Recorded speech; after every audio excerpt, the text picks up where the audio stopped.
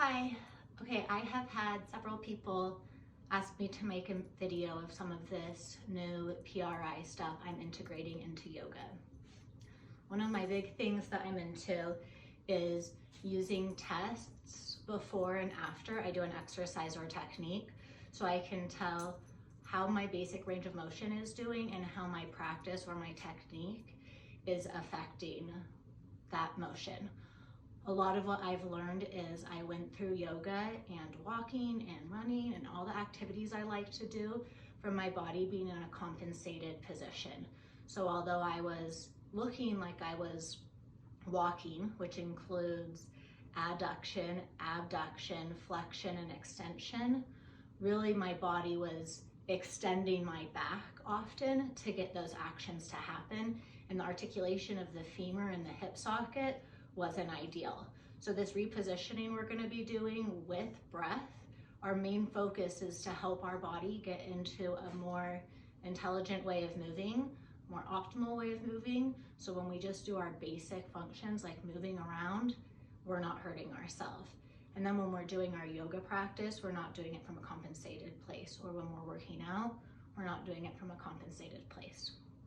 Okay, so I'm gonna run through all of the little range of motion functional tests I like to do. I think it's a really great way of getting to know your body and your movement. And so the first one we're gonna do is lay on your back. We're gonna bend. I'm gonna start with my left knee. I'm gonna bend our left knee to 90 degrees so the knee is right over the hip. I like to put my index finger on top of the knee because the knee will tend to wanna move out or in. Again, compensating so that it looks like we're getting a different result than we really are. So my finger is more just for my mind to help me know what's going on. So here's my external rotation. I'm going to bring my foot up towards my face while keeping my knee over my ankle. And I'm making a note of where that's at. When I first started doing this, I had so much external rotation, and when we're trying to get the body to neurologically function better, too much laxity in the system actually isn't helpful. It helps drive the flight or fight nervous system. So I think it's good if you have a lot of external rotation to see a little bit of less external rotation with time. Okay, now back through center, and now I'm gonna do my internal rotation. So again, my knee's over my ankle, I'm not tipping it way in, or no, my knee's over my hip, and I'm seeing how wide I can get my foot. Again, this is such an improvement from when I started doing PRI. When I started, it's like I could barely see my foot on the other side of my knee. When we live in extension, we tend to live in external rotation, and we have a lack of internal rotation. Some people are hypermobile and they can do tons of internal rotation. Also, these exercises will help to strengthen that because we don't want to have too much laxity. That's called pathological. Okay, I'm gonna do it on the other side. Knee over my ankle, external rotation, back to center, internal rotation. Because I'm a nerd, I'll often film these so I can go back and screen grab it. Then I can screen grab the ones I do after my exercises, and I can compare them like with the actual photo, because sometimes my memory doesn't remember like how much was my foot going out? And when I see the photos, I'm always like, wow, you know, from that to that is a big change. Okay, now I'm gonna do a single straight leg raise. So I'm lifting my leg up. When I first started doing this, I could get my foot like way down to my face. My PRI practitioner didn't love that because our hamstrings, we really want neurologically connected to our brain. So if we don't have strength there, the body can feel dysregulated. Okay, so I'm doing it again. Single straight leg raise. Okay. Now I'm gonna roll over to my side. I'm gonna use a block to put underneath my head. I'm gonna stack my knees up in line with my hips. We'll often sit kind of rolling back in one direction, so the knees won't be aligned. So as you do these tests, we want to try to come as close to neutral as possible. So I'm keeping my knees stacked. I'm keeping my butt pulled under so my back is flat. Again, when I first started doing these, I'd always sit down. Like when I laid down, I'd have this big arch in my back. So that's not starting in a neutral position. So if that's you, pull the rib cage under or in so that the back is flat. We want a curve in our low back when we're standing, but when our knees are bent, that 30-degree curve should go away. Okay, knees stacked. This is our abduction test. So straight out to the side like a jumping jack. I'm starting on my left side, taking my right leg back, so my right foot, hip, shoulder are in one line, and I'm gonna see how much I can raise it. Since I've been doing these exercises, I do this, I can say, I know I'm gonna get a change in this test after I do the exercise, because that's not very high. I want my abduction test to be way out there. That means I can get my leg in swing stance when I'm walking. Okay, now I'm gonna do it on this side. Checking that my knees are in one line. Checking that my butt's not sticking out. I'm gonna take my left leg straight out. I'm not rotating backwards. And I'm gonna see how high I can lift it. So see how this leg is higher than the other one. So I can get my left leg when I'm walking into the position of swing stance or swing. But on the right leg, my femur doesn't articulate in the hip in the same way. But even that left one, after this exercise, I'm gonna see a difference. Okay. This is the hardest test to administer yourself. These tests I will do to clients, but in my yoga teaching, I've been teaching students, and in my own yoga practice, I've been testing myself before and after because I feel like it's so critical, because we don't always have a PRI practitioner to go see. It's really important to know, how are these exercises affecting our body? How are we moving around in like a day-to-day way? Okay, that said, this one's challenging. So this one, we're gonna check for two things. First, we're gonna check for, can we extend our leg without compensating into a back bend? And then we're gonna check for, can our leg adduct? Actually, I guess this tests for three things. And that leg adducting passively is also gonna tell us if our pelvic diaphragm can ascend.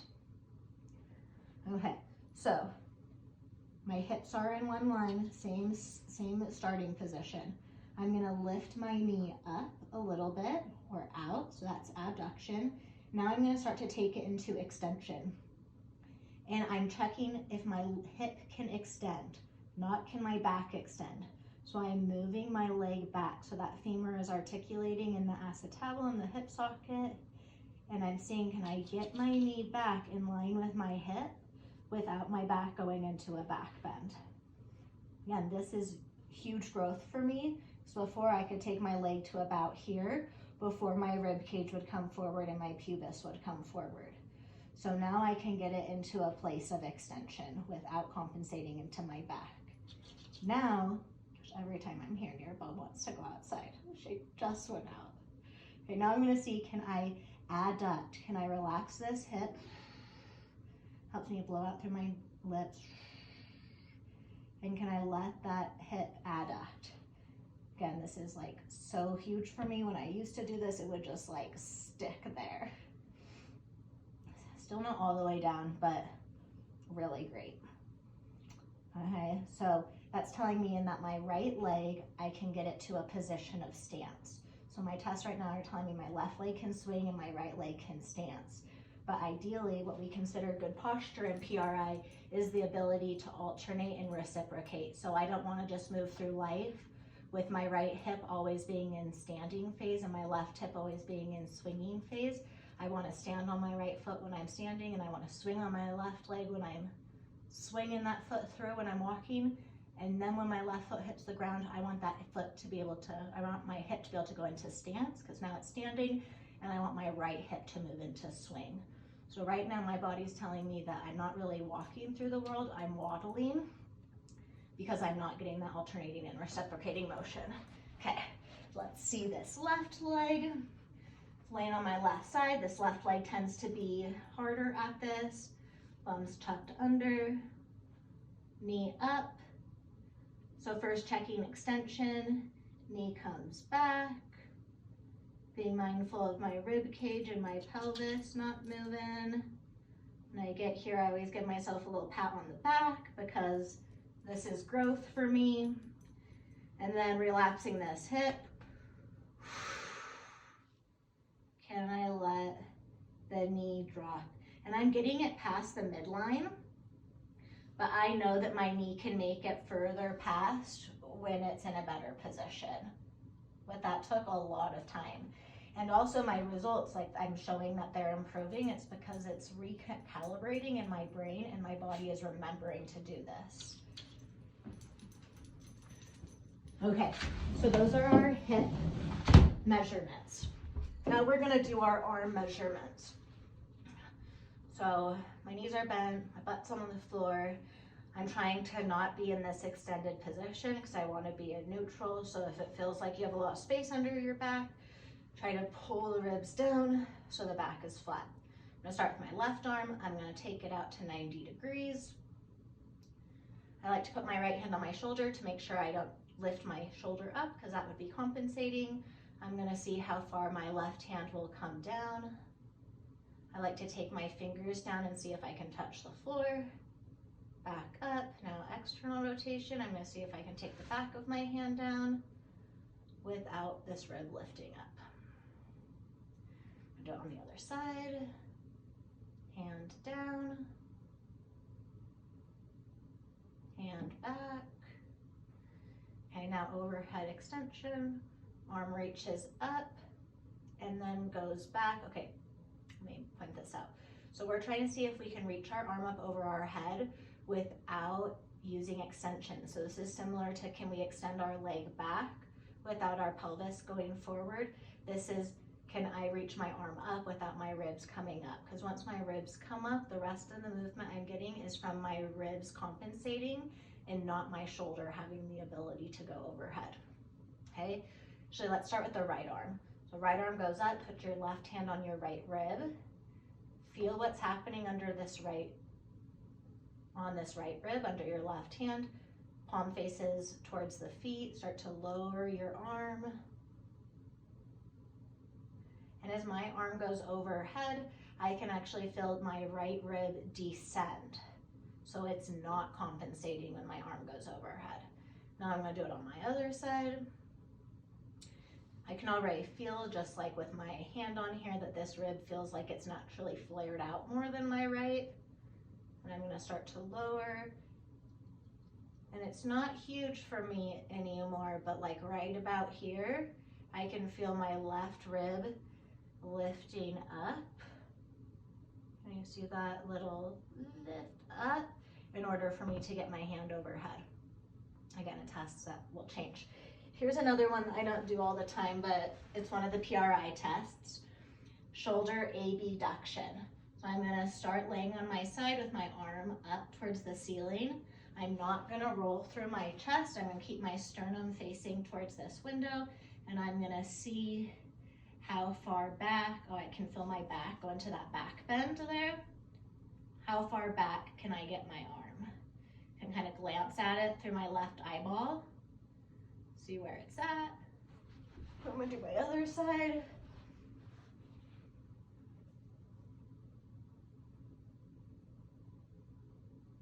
Wow, do you guys see that difference? So similarly to the legs, the sides aren't the same, right? So I can easily abduct this shoulder. I can't on the other one. So the props I'm gonna use for this exercise, if you have them, is a wall. I'm gonna use a stool so that I can push into something leg height. You could also stack some blocks here maybe, or you can do it just by pulling your heels down. And then I'm gonna use a straw. So if you want to pause this video and go grab a straw, there's a more advanced technique we'll work up to where we're using a straw, which is gonna help us breathe. Okay. So I'm coming into a 90-90 position. My knees are over my hips and my feet are in line with my knees. I don't need a pillow under my head, but if it feels like your neck wants to come up, put a pillow under your head, because part of this is trying to have the neck not breathe for us. Shut that so I don't get sun in my eyes. Okay, and then I'm gonna take my stool underneath my knees, yeah, my heels. Large blocks would work, a chair would work. Ideally, we have our feet flat on the wall because we want our brain to be receiving this information like we're standing, like our feet are grounded. We want to feel the inner and the outer edges of our feet. When we're often in external rotation, we tend to be on the pinky edges of the feet, and our arches, both of them or one of them, will lift. So feeling your toes and the corners of the feet on the wall. And then in my practice, I use a like 3-inch ball, but a yoga block works well too. Or often I'll just find like a sweatshirt that I've thrown off on the floor. So I'll just like plop down and do this anywhere. I'll just grab something nearby and I'll stick it between my knees. Okay, so while we're doing this, we're trying to get our hamstrings activated, right? So the way we're gonna get our hamstrings activated is to pull the heels down. So if you don't have a prop here, you can place your feet on the wall and think about pulling the paint off the wall without your feet moving, so you feel your hamstrings activating. I like to reach around and feel that the hamstrings are activating, and we want those hamstrings, those active hamstrings, lifting the sitting bones up a little bit, which will help reposition the pelvis, so the pubis is more pointing towards the face, which should be flattening the low back on the floor, so taking the extension out of the back. So it doesn't look like I'm doing much right now, but I am freaking working my hamstrings. Okay, next muscle we're trying to activate is our adductors, our inner thigh muscles. So as I pull my heels down, I'm gonna squeeze my block between my knees. Okay, the hardest step. Now we're gonna use our breath in a way that maybe you haven't yet. We're gonna exhale through our mouth, and we're gonna be inhaling through our nose. So if you need to blow your nose or something. And one of the things that makes inhaling through your nose more possible and without help of your neck muscles is by placing the tongue on the roof of the mouth. So the tip of the tongue comes behind the teeth, the middle of the tongue comes up to the roof of the mouth, and the back of the tongue comes up to the roof of the mouth. Took me a while to learn how to have that placement of my tongue and breathe at the same time, but it's something totally worth figuring out how to do. So this is gonna be the breath. We're gonna sigh out, sighing out, a long exhale. And as we do that with the hands on the ribs, I want you to feel how the ribs come down and in.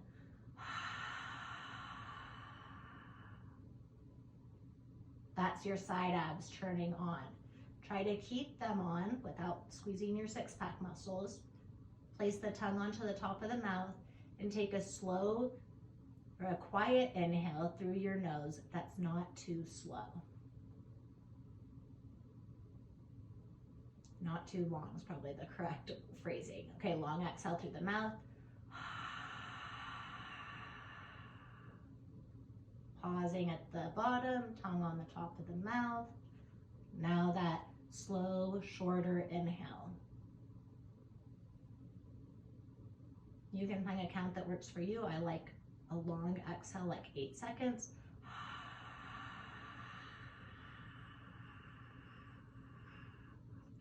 Pause, about 3 seconds. Inhale, about 4 seconds. Okay, take a little break.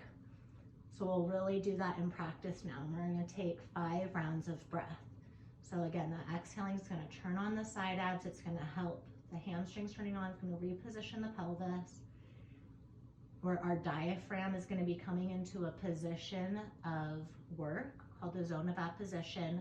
That's why that pause is important, because the diaphragm needs to flip up once the ribs are down.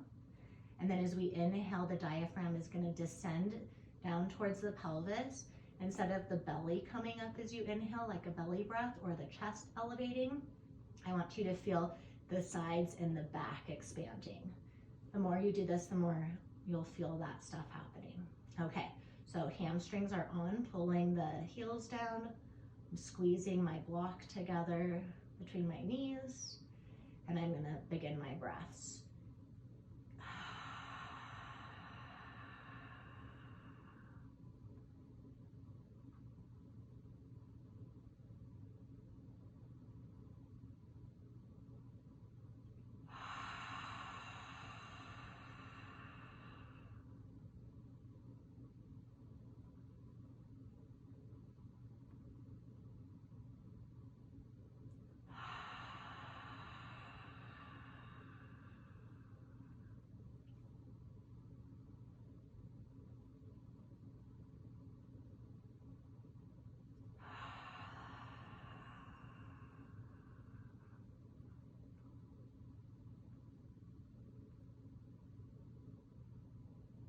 One more breath, we'll end on the inhale.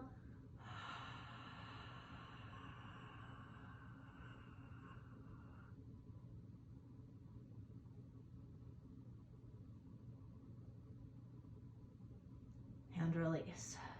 Okay. This is a great one. You could repeat again, or I'm going to keep showing you slight variations. This next variation is going to be widening the feet so that I'm biasing my legs to a position of internal rotation. Okay, so my stool doesn't super work well for this one. So I'm going to be using more just thinking about pulling down my feet into the window. My feet are wider than my knees. I'm not pushing my feet onto the window as much as I'm trying to pull them down to get the hamstrings to work. As I do that, I'm squeezing my block between my knees, and I can feel that when I've done that, my pelvis has rolled under. So my tailbone's coming up off of the floor, my pubis is coming towards my face, and my low back is pushed down to the floor. This time I'm going to take my arms, and every exhale I'm going to think about reaching up just a little bit. It doesn't need to be a lot, but if you put your right hand on your left rib, when you reach up, it's going to help that rib cage descend. And we're doing this positioning so that we can create internal position to create a change. So we need those ribs coming down. Same breaths, here we go. Exhaling through the mouth as the arms stretch up.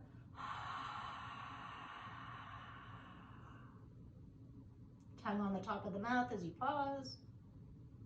Quiet, slow inhale. Right away out.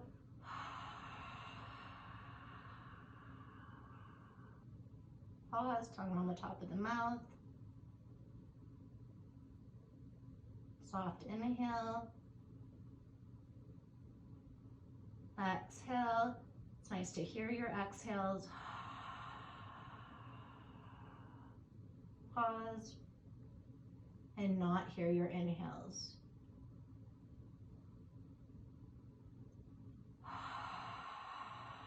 Feel those hammies, adductors.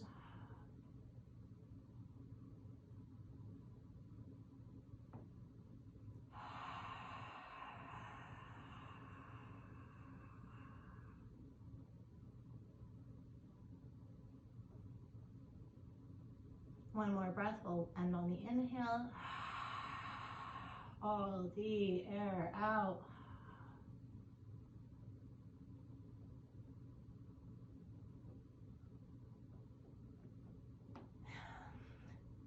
And release. Okay. This next one's where I'm going to use the straw.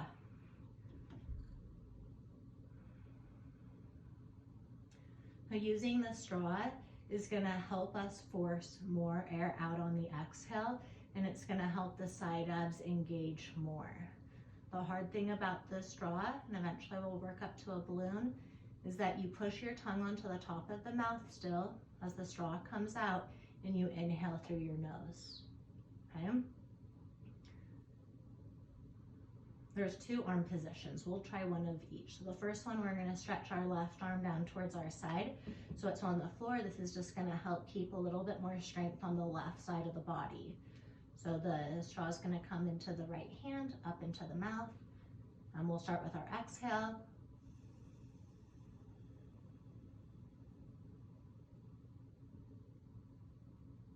Working to breathe all that air out, pause, tongue on the top of the mouth, move the straw. Quiet inhale through the nose. Straw.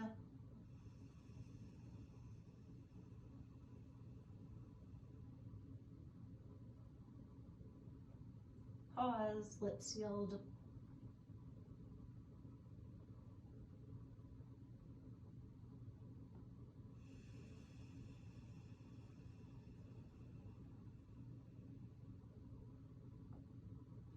Realizing I forgot to do my hamstrings because I was concentrating on my straw. Breathing with your rhythm.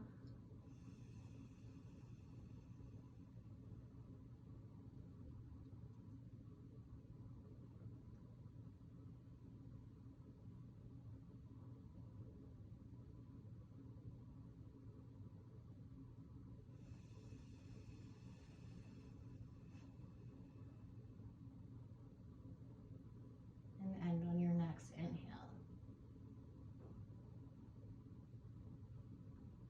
And release.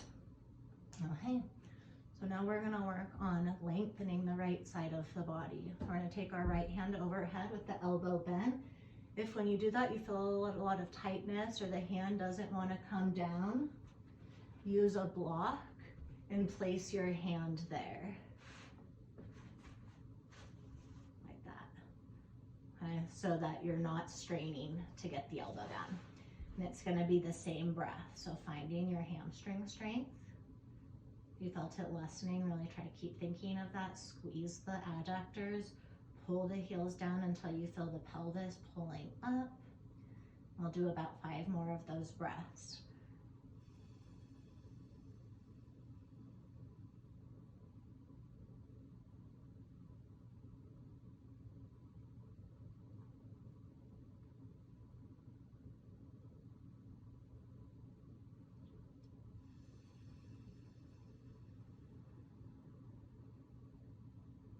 Longer exhales than inhales, thinking about getting all the air out, letting the ribs drop down.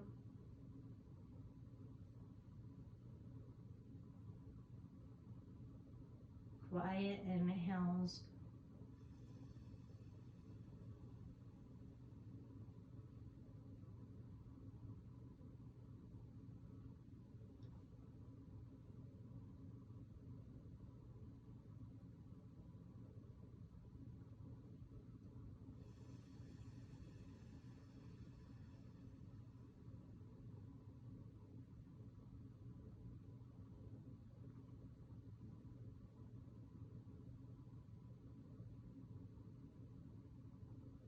Last round, ending on your inhale.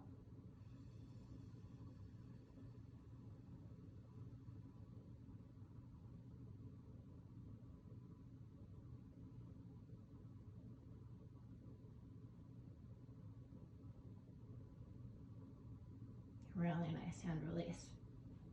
So that's a hip flexor, what's it called, inhibition. So that's helping to turn off the hip flexors when the pelvis is chronically held forward, which is what happens when we're in a compensating pattern of extension. The hip flexors live in a chronically short position. So this is pulling the pelvis back and under, using the diaphragm to pull the rib cage back, which is helping to bring the psoas into its normal position. Okay, so this was just one technique. We're just gonna run through those same positions. I'm gonna bend my left knee, external rotation, internal rotation. Right knee, external rotation, internal rotation. I can tell that internal rotation has increased. Straight leg lift. this one, and like if you do yoga, this is still hard for me to swallow, but we're actually looking for a reduction in our straight leg lift, or at least to feel like your hamstrings are kicking on. Okay, that's good. Now we're gonna lay over onto our left side, knees stacked. I'm gonna do my abduction, leg out to the side. Look at that. Sometimes I have to do it more than once because I'm like, really? Yeah. Good, other side.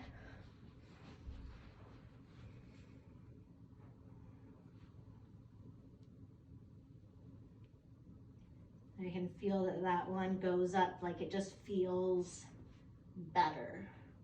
I don't know how much higher it got. It just feels like I own that movement more. Lots of shuffling around.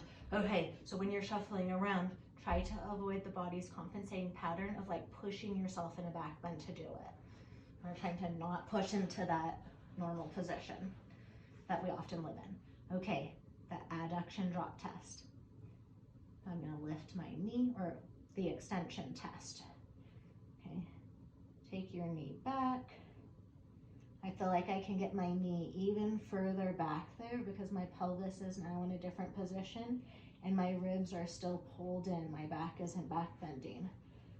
Hardest part for me, relaxing.